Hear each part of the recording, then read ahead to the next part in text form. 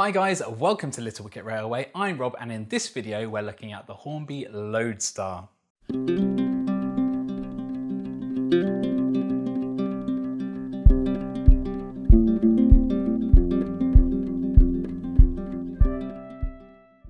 This is Hornby reference R3864. It was released last year in 2020, so it's a fairly new model and available to buy now. It's got a recommended retail price of just under £200 on the Hornby website, which is why I couldn't believe it when I found this for just over £99 on Amazon.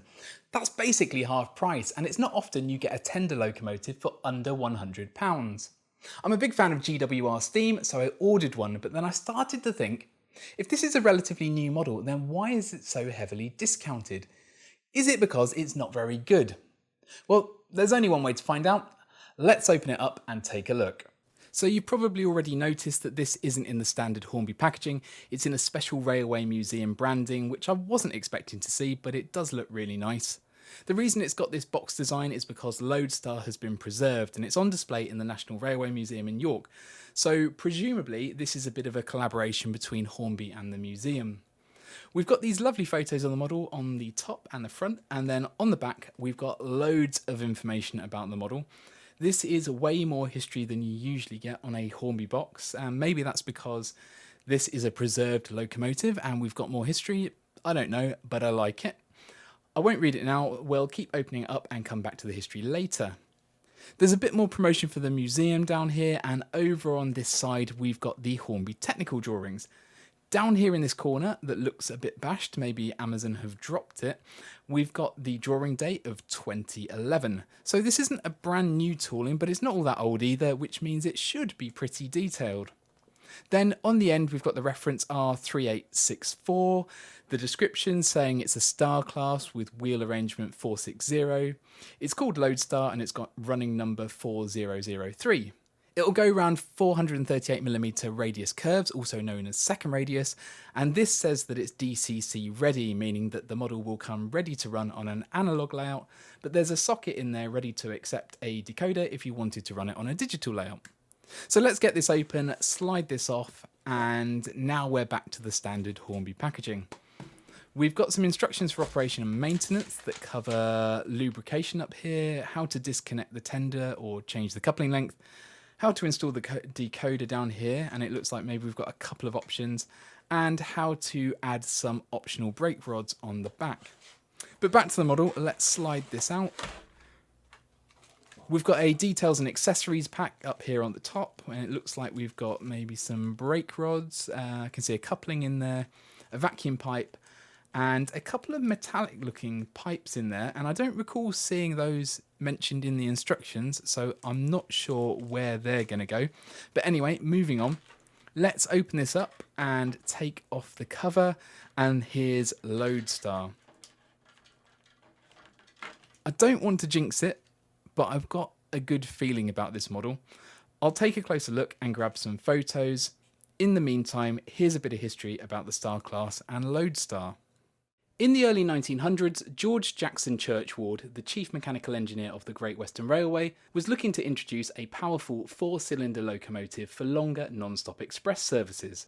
After a period of development, the Star class entered production in 1907 with an initial order of 10 from Swindon Works.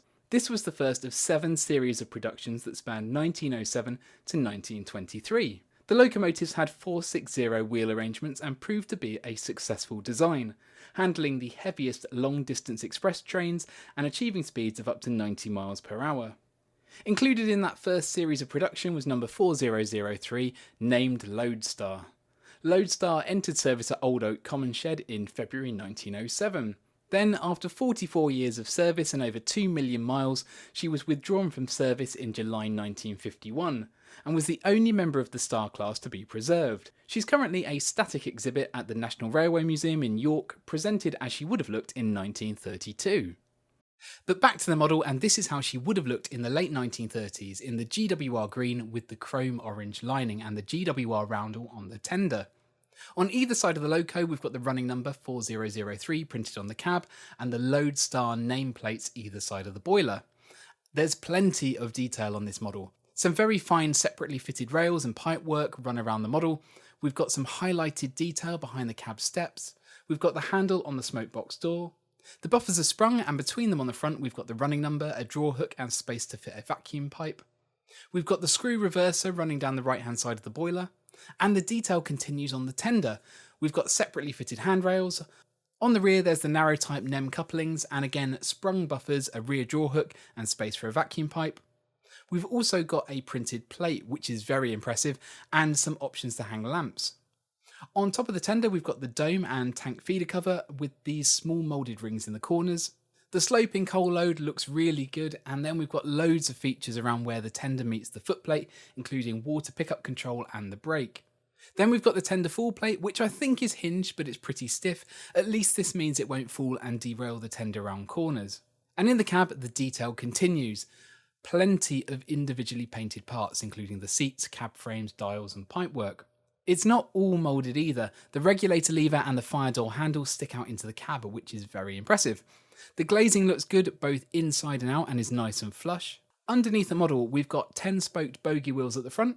Unfortunately, my front bogie appears to be damaged with this small part missing, and I couldn't see the missing part in the box, so I'll see if Hornby can do anything about that. Behind the front bogie wheels, we've got the leading, driving and trailing wheels, and each of these 6 wheels have wiper pickups. We've also got valve gear, sanding pipes and space to fit brake rods. The tender is coupled to the loco with a fixed bar, which can be shortened for a more realistic look, and there are also wires running between the two, and that's because the tender has all-wheel pickup and houses the decoder. Also, under the tender, there's the water pickup nozzle, brake blocks, and again, space to fit the optional brake rods. Despite being mostly plastic, the model has good weight, and overall, I'm really impressed with the level of detail. Now it's time to see how she performs on the rails, so I'm going to drop in a decoder and we'll put her on the rolling road. Right, here she is, and I've installed an 8-pin decoder into the tender. The instructions say that the tender body is only held in place by 2 screws, and these came out really easily. What they didn't mention were these handrails at the front, which also seem to be attached, and as I was pulling the body away, one of the rails has come loose. Anyway, I'll slowly turn up the power to half throttle and let's see what happens. Bear in mind that this model hasn't been running yet, but I understand there's a 5-pole motor in there, so we should expect some pretty good performance. She looks to have pulled away pretty nicely and everything seems to be moving as it should. That looks pretty good. I'm using a Trainomatic 8-pin decoder. No sound this time, but if you did want a sound decoder, there's not one specifically for this Star class, but there are a few options for the Castle class, which is a very good match. Hornby do a cheaper version for around £30 to £40, but that's out of stock at the moment. There are more expensive versions that can be loaded onto high-end lock sound decoders for between £100 and £120. So I'm fairly happy with that. It's not the quietest engine in the world, but it's running fairly smoothly. This is meant to be a fast, powerful locomotive, so let's give it full power and see what that looks like.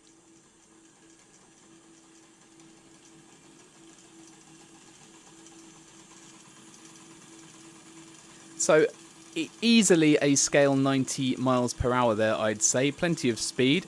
Let's see whether she can go slow. Let's take the power down.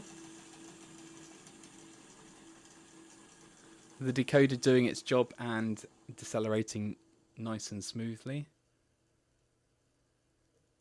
And there we are, we're crawling.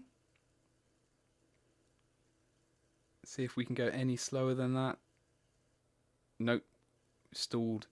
So that's about as slow as she goes, and it's pretty impressive. The one thing I would say is that she's fairly noisy. There's quite a gritty sound coming out of the motor. It's almost like a white noise, like a crunchy hiss. Maybe another reason to get a sound decoder for this one. But overall, no major issues. I'll let her have a bit of a run in.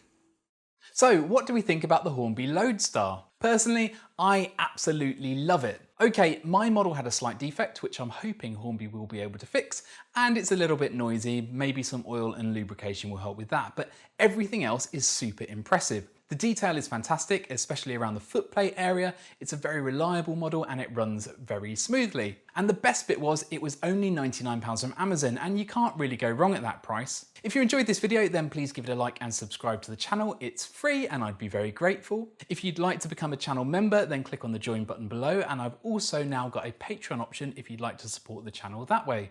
I still don't have much of a layout set up, but I'll leave you with some shots of Lode Star running around what I do have. That's it for this video. Thanks for watching, and I will hopefully see you again soon.